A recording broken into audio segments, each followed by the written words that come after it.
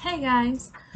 So before the plague arrived, my library had a table or a cart where they had books that needed a new owner, and that stopped because of said plague.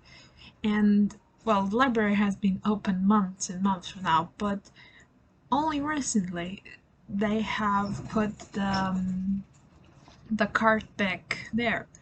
Also, I hope this noise is not too bad. It's windy and I need that thing open. So let's see if we can live with it. Anyway, the cart is there. I saw the other day. I think it was Friday. They put on Facebook that they had the cart again. I basically, as soon as I saw that in the morning, as soon as the library opened, I was there to see what would go to that card, because lots of good books go there instead of going to the library because of space and the system. And apparently we have wishes, just that there are some books that are, yeah.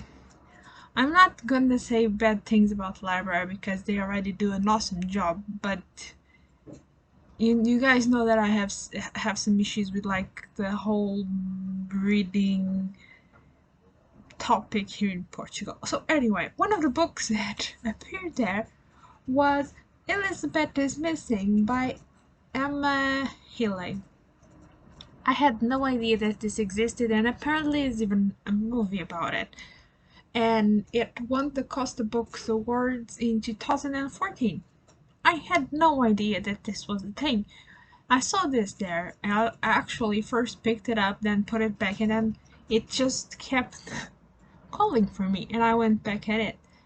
I really love this. I give it 4 stars on Goodreads, but we all know that the stars are very.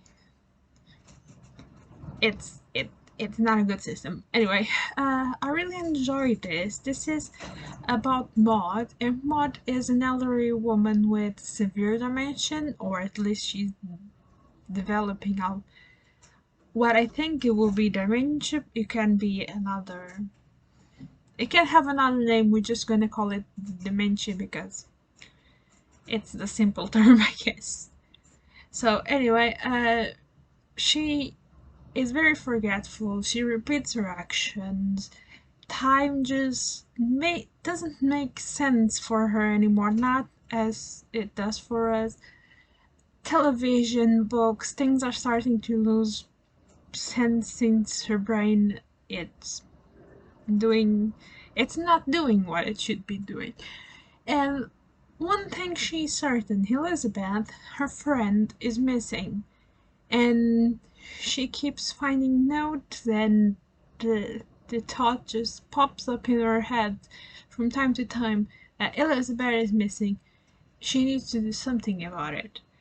Now, as she's dealing with that in the present, we have flashbacks of her past where we are uh, presented to her family and the story of her sister and her sister's disappearance.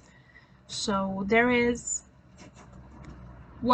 two mysteries here. There's lots of things happening.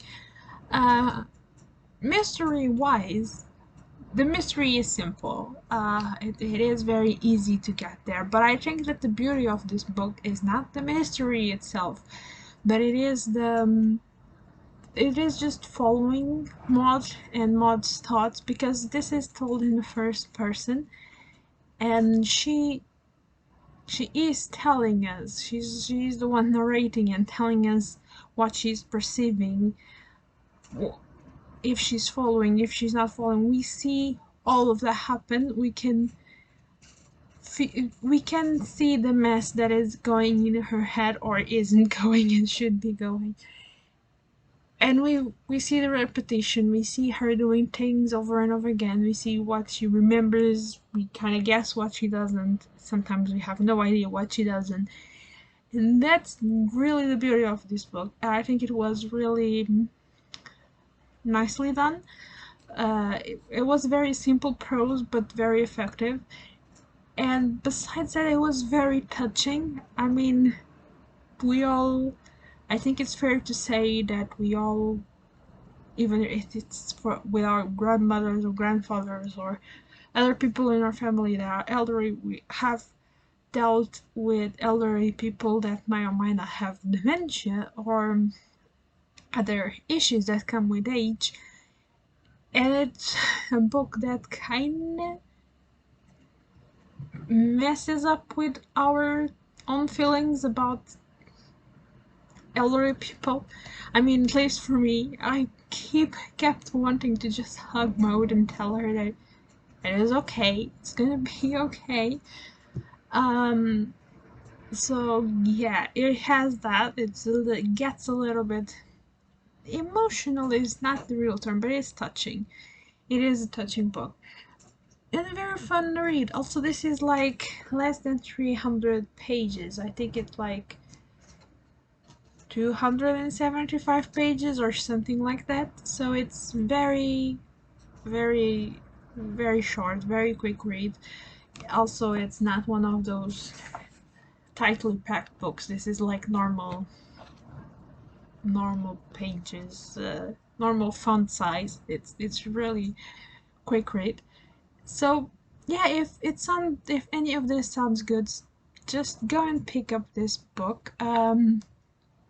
It is it is a good read, and it is I think it was for me a good palate cleanser from heavy fantasy reads that I have been doing are have very heavy books in general, being it fantasy or historical fiction or history related. It was just an enjoyable read that made me want to hug the protagonist of the book. Sam, let me know if you guys have read it, if you guys have known about this before now, because I didn't. Have you watched the movie? Is it any good? Should I watch it? Uh, Let me know what you guys think about it, and see you guys soon. Bye!